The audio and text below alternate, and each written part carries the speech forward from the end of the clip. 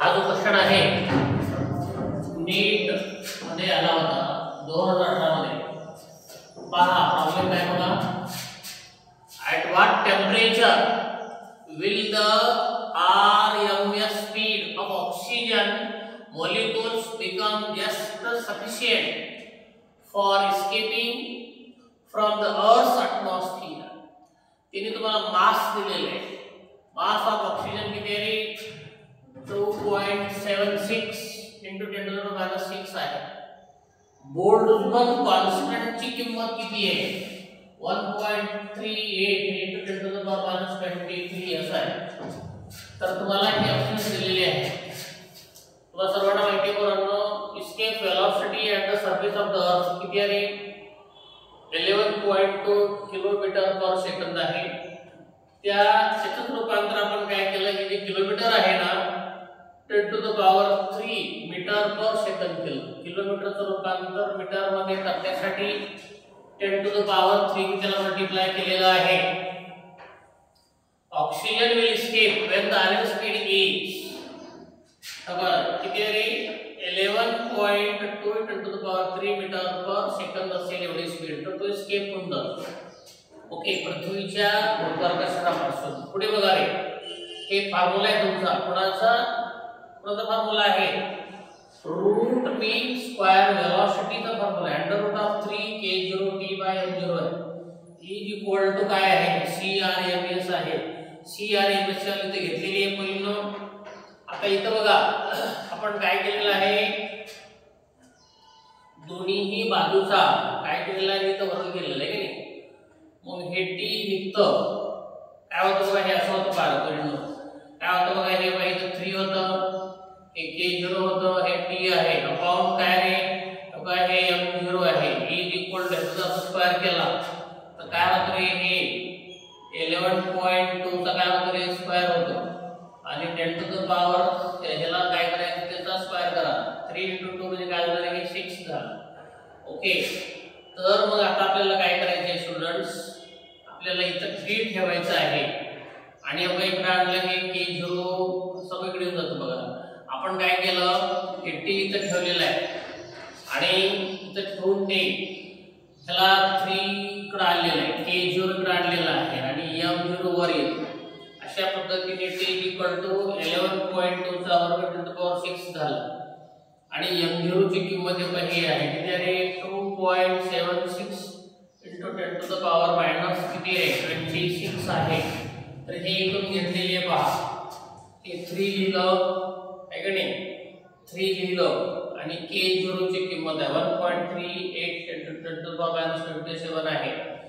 आता काय होतं पोरांनो, हे बघा बघा रे, हे पहा आता ह्याच्या बरोबर असं करता येतं. काय करता येतं, ह्याचा square 10 to the power minus 26 आणि किती आहे minus 27 हे दोन कॅन्सल होतात. हे दोन फक्त इथे किती राहतो रे, 10 to the power किती राहतो करून बघू इथे राहतो 11 पॉइंट किती रे 11.2 चा वर्ग होतो. आता मला सांगा इथे किती आहे 2.76 आहे. हे 26 आणि 26 गेलेले आहे. इथे किती राहिले ते -1 राहिले. तर बघताना -1 राहिले. त्याला जर वर आणलं तर किती होतं रे पोरांनो, 10 to the power हे 6 आणि तो 1 10 to the power किती होतो 7 होतो.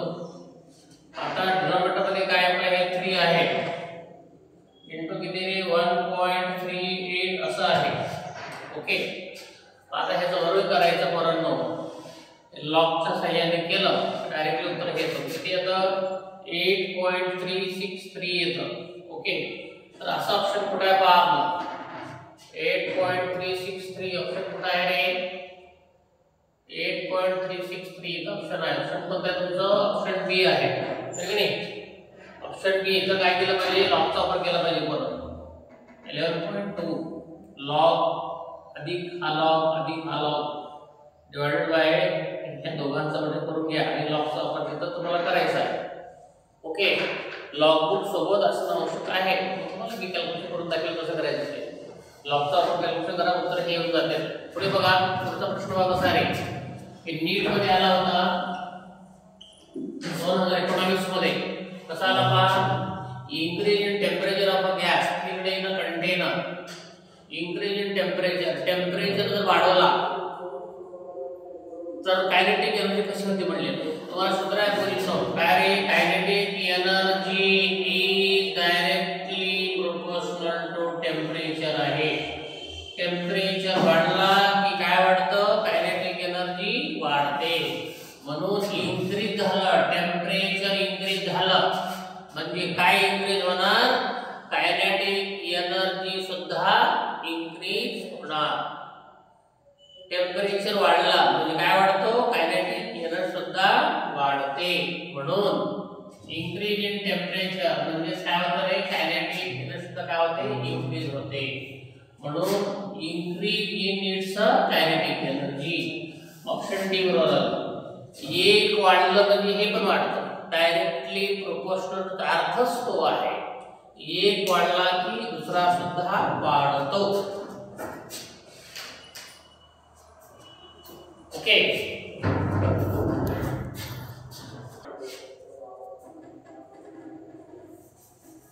हे बघा रे नीट मध्ये आला होता प्रश्न हा 2019 मध्ये. काय प्रश्न बघायचा होता प्रॉब्लेम कसा आला होता MCQ. The value of gamma वगैरे किती आहे Cp बाय Cv आहे कोणासाठी हायड्रोजन साठी हेलियम साठी आणि another ideal atomic gas. Hydrogen साठी हेलियम साठी आणि another ideal atomic gas whose molecules are not rigid. त्यांची मोलेक्युल काय रिजिड नाही but have additional vibrational mode. Okay are respectively equal to. इथं बघा रे पोरांनो तुम्हाला काय करायचं आहे एक हायड्रोजन आहे एक हेलियम आहे आणि अनदर आयडियल आहे. इथं बघा रे diatomic gases have 5 degree of freedom.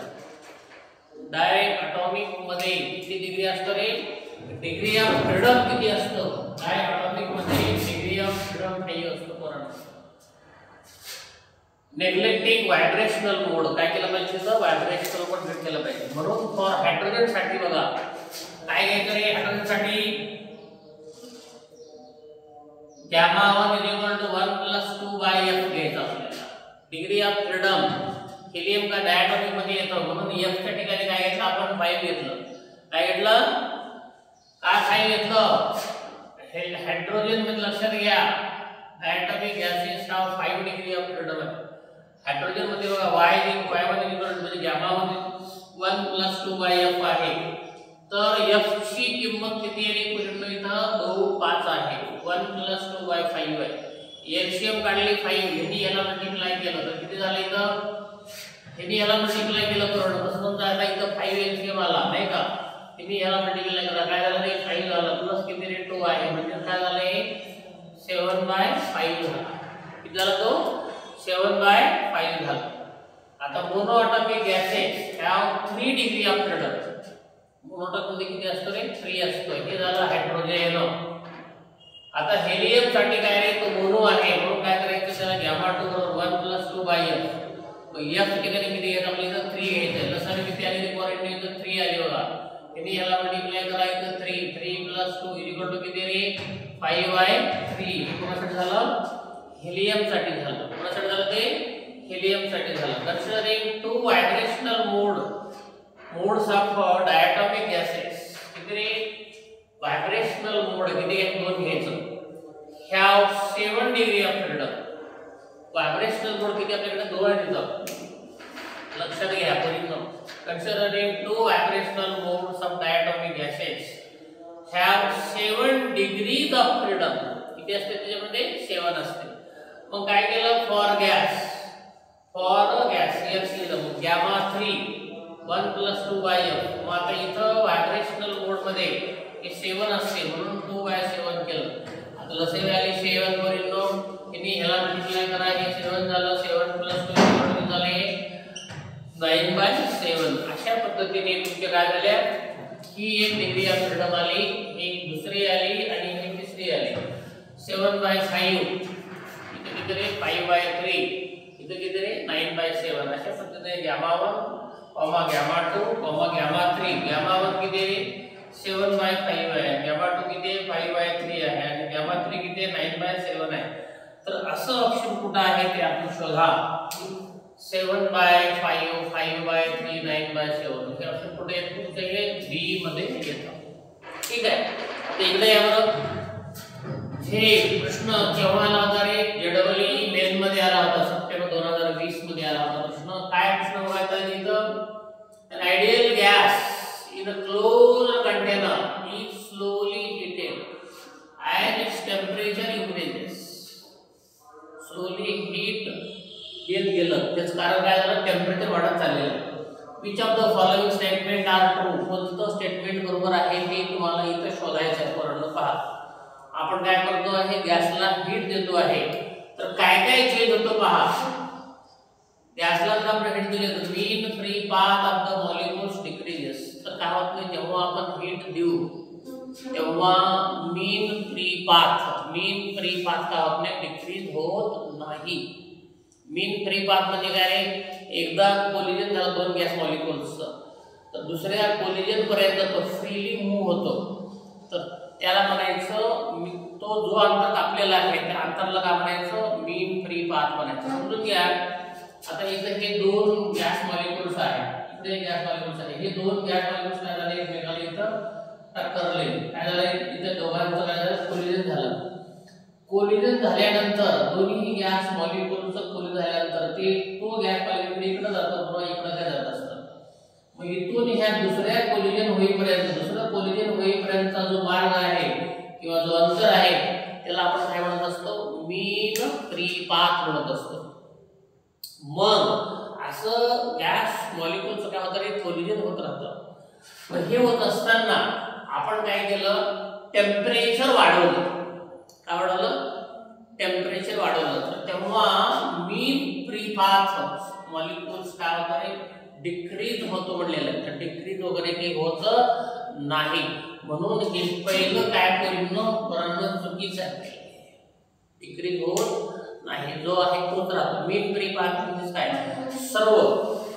सर्व पाथची बेरीज करायची आणि किती पाथ घेतले त्याने डिवाइड करायचे तुम्हाला. तापमान वाढल्यानंतर तो मीन फ्री पाथ काय होत नाही? डिक्रीज होत नाही, जो आहे तोच राहतो. पुढचा प्रश्न बघा.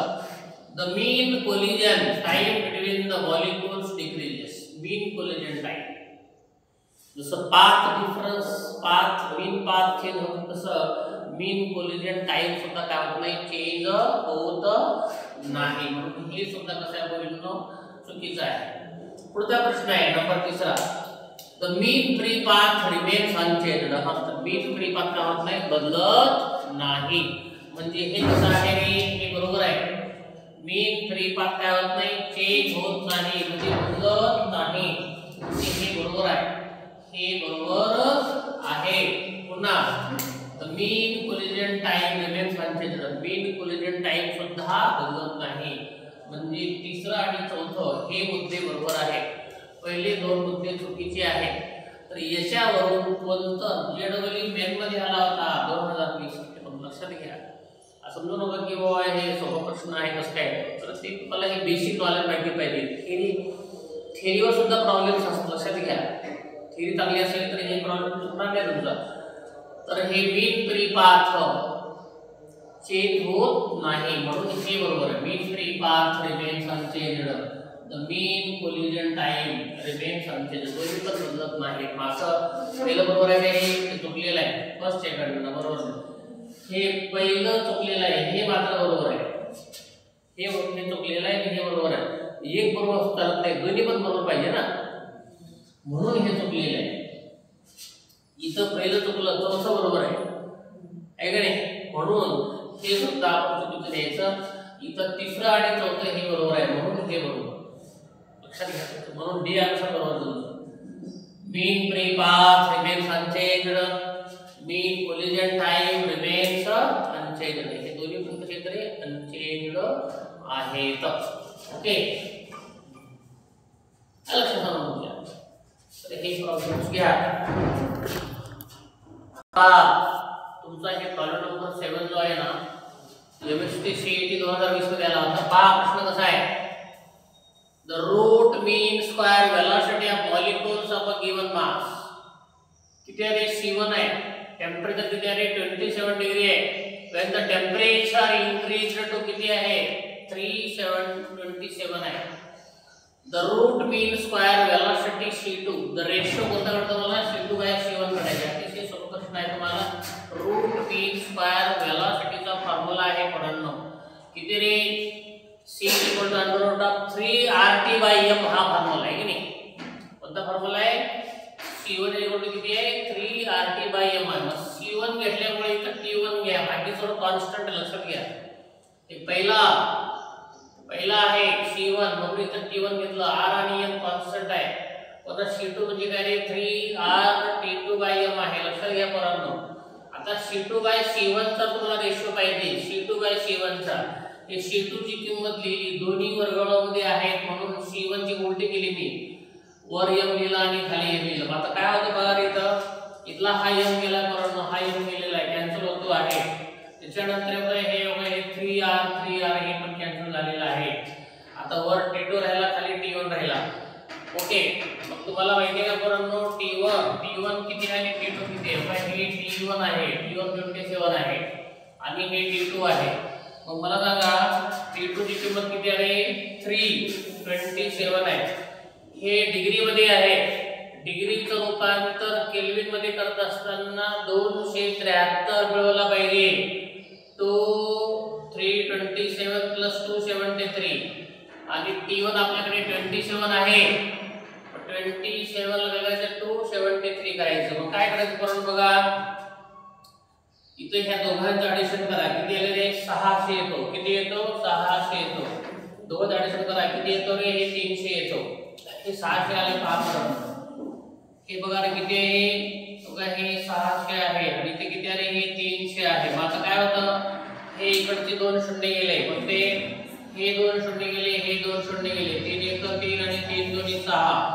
अशा पद्धतीने c2/c1 किती आलं रे √2/1 आलं c2/c1 याचं उत्तर किती आलेलं आहे √2/1 म्हणजे किती रे हे पहिला आन्सर आलं ओके त्याला म्हणायचं आहे रूट मीन स्क्वेअरच्या रेशो तुम्हाला काढायचे आहे c2/c1 आपण काढलेला आहे ओके एमएसटी सीटी 2020 मध्ये हा साधा प्रश्न आलेला होता आता पुढचा प्रश्न कसा आहे पुढचा प्रश्न आहे हा प्रश्न आहे तुमचा किती आहे the average thermal energy for mono atomic gas किती आहे रे mono atomic gas Kb Boltzmann constant आहे T1 काय टेम्परेचर आहे तर तुम्हाला मोनो ॲटॉमिक गॅसचं काय फॉर्म्युला आहे ते तुम्हाला इथं सांगायचं आहे मोनो ॲटॉमिक गॅसचा फॉर्म्युला काय सांगायचं मग इथं वगैरे पोरांनो त्यांनी ऑप्शन दिले 3/2 kBT 5/2 kBT आणि 7/2 kBT 1/2 kBT दिलेले आहे तुम्हाला सर्वांना माहिती आहे तर according to law of equipartition of energy per degree freedom म्हणजे 1/2 kBT हा फॉर्म्युला आहे जनरल फॉर्म्युला कोणासाठी मोनो ॲटॉमिक गॅसेस साठी आता मोनो ॲटॉमिक गॅसेस हॅव किती रे 3 डिग्री असतो 3 डिग्री ऑफ फ्रीडम असतो किती असतो 3 डिग्री ऑफ फ्रीडम असतो therefore average thermal energy for mono atomic gas काय करायचं डिग्री ऑफ फ्रीडम वर घ्यायचं 3/2 kBT घ्यायचं किती घ्यायचं पोरांनो मोनो ॲटॉमिक गॅस साठी डिग्री ऑफ फ्रीडम किती राहतो 3 असतो म्हणून काय लिहायचं 3/2 kBT लिहायचं काय लिहायचं 3/2 kBT लिहायचं 3/2 kBT ऑप्शन तुमचं पहिलं आलेलं आहे आवर फर्स्ट इज द आन्सर आता पुढे पहा पोरांनो क्वेश्चन नंबर 9 दिलेला आहे match the column 1 and match the column 2 okay थोडं जागा कमी होते हे कॉलम 1 समजा हे कॉलम 2 समजा आता कॉलम 1 मध्ये काय बघा रे रूट मीन स्क्वेअर वेलोसिटी म्हटलं पोरांनो आपल्या सर्वांना माहिती आहे रूट मीन स्क्वेअर वेलोसिटी म्हटलं किती 1/3 हे बघा रे route mean square velocity formula कोणता आहे 3RT/m route mean square velocity किती आहे 3RT/m आहे तुम्हाला योग्य जोड्या लावायच्या आहेत ठीक आहे म्हणजे येचं आन्सर करेक्ट कोणतं आहे रे Q आहे येचं करेक्ट आपल्याला हे सर्व सूत्र माहिती आहेत ते माहिती पाहिजे आपल्याला रूट मीन स्क्वेअर किती आहे 3RT/m आहे पोरांनो म्हणजे कोणा बरोबर आहे येचं बरोबर आहे कोणाशी बरोबर आहे रे ये कोणाशी आहे Q शी आहे येचं करेक्ट आन्सर कोणाची आहे? क्यूशी आहे. ओके, पुढे बघा. Pressure exerted by ideal gas. Pressure exerted by ideal gas काय बघा पोरांनो, हे तुम्हाला माहिती आहे. 1/3 अन्यम विहीर किती -2 हे आपल्याला माहिती आहे.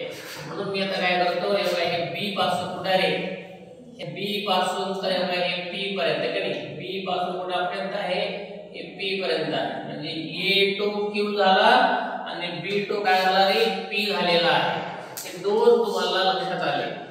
पुढे बघा, average kinetic energy of a molecule. Average kinetic energy of a molecule तुम्हाला सर्वांना सूत्र माहिती आहे पोरांनो. एव्हरेज कायनेटिक एनर्जी म्हणजे किती आहे, आताच पाहिलं होते आपण.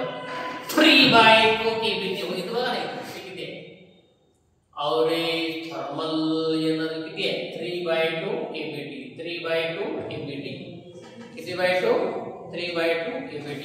म्हणजे कोणत्याचा आन्सर कोणत्या आला रे, आरचं. कोणाचा आन्सर रे, कोणता आहे, सी आहे ना. सी चा आन्सर कोणाला येतं पोरींनो, एस ला येतं. कुठे गेलं ते, सी कुठे आहे रे, सी. हे सी चा आन्सर एस ला येतं. सी चा आन्सर कोणाला येतं रे, एस ला येतं. ठीक आहे, हे बघा सी आहे काय, हे सी चा आन्सर कोणाला येतं रे, एस ला येतं. सी चा आन्सर एस ला येतं. C2S. लक्षात घ्या, A2Q आलेला आहे, पुन्हा B2P आलेला आहे, पुन्हा C2S आलेला आहे. आता राहिला प्रश्न कोणता रे, total internal energy of 1 mole of diatomic.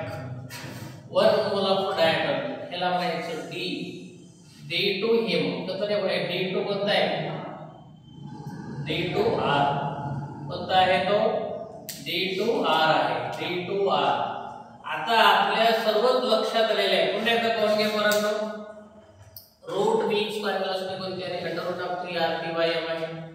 त्यानंतर pressure exerted by ideal gas किती आहे, तो काय आहे 1/3 Nm किती आहे 20/. त्यानंतर पुढे एव्हरेज कायनेटिक एनर्जी किती आहे, 3/2 kBT आहे. त्यानंतर टोटल इंटरनल एनर्जी किती आहे, 5/2 RT आहे. मग आता इथे जोड्या लावा, कोणतं योग्य ते बघा. काय बघा मित्रांनो, A to B म्हणले ते काय म्हणले, A to B आहे का नाही, A to B आहे का नाही. मग पहिलं चुकलं का नाही, ते पहिलं चुकलं ना, पहिलं चुकलं ते. दुसरं बघा कोणतं आहे, A to Q, B to P, C to S, D to R आहे का नाही. हे कुठे आहे, A to Q पहिलं बरोबर आहे, पुन्हा काय मग B to P बरोबर आहे, पुन्हा C to S बरोबर आहे, पुन्हा D to R बरोबर आहे. म्हणजे तुमचं ऑप्शन कोणतं बरोबर आहे पोरांनो, ऑप्शन हे बी बरोबर आहे. बी ऑप्शन बरोबर आहे, बी. ओके, हा नीट प्रश्न आलेला होता 2021 मध्ये. चला खरडून घ्या सर्वांनी, बाकीचे खरडून घ्या.